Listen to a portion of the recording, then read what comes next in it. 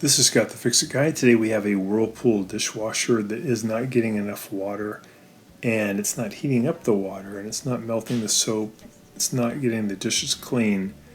So we're going to be replacing the fill valve. The fill valve is just not opening up long enough to let in enough water. So we've got the water turned off, we got it unplugged. We're going to take off this kick plate at the bottom. In this procedure on this Whirlpool dishwasher, you don't have to remove the dishwasher. You can do it all from the front, just laying down in front of the dishwasher. So here's the fill valve. We're going to remove the power coming to it. It's a brown wire with a modular connector. We're going to push in on the clip and pull away that modular connector. And we're going to use a pair of pliers to loosen up this intake water supply. So we're going to loosen it up and then use our hand to spin it off. And then there's just 1/4 inch bolt holding it into position, which is really easy to take out. I've actually got the door open at this point because it gives me a little bit more room to do the work. You can do it with the door closed too. So I'm able to spin out that screw, and now I can take out the old fill valve. Just going to pull it down, and it still has a hose connected to it in the back that connects the water coming into the dishwasher, and I'll use a pair of pliers to depress the spring clamp, and then I can move the spring clamp back away from the fill valve by about 1 inch, and then I can pull the fill valve off of the tube.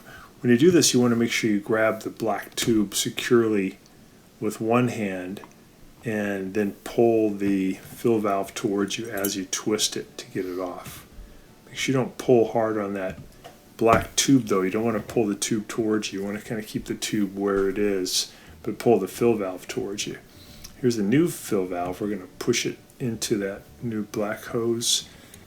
We're going to use our pliers to move the spring clamp into position, and that's what's going to keep the watertight seal.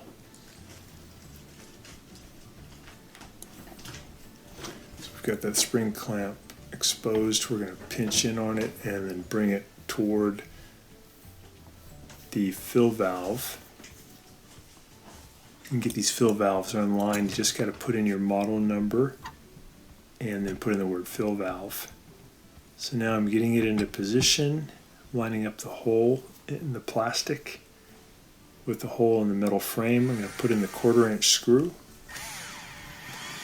get that zipped in. I'll grab that brown wire, that modular connector, and I'm going to push that in until it clicks.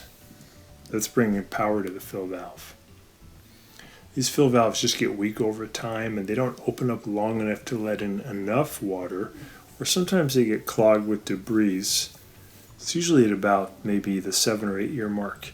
So I'm going to carefully thread this brass piece back onto the plastic threads. Just take your time. It should go on easily.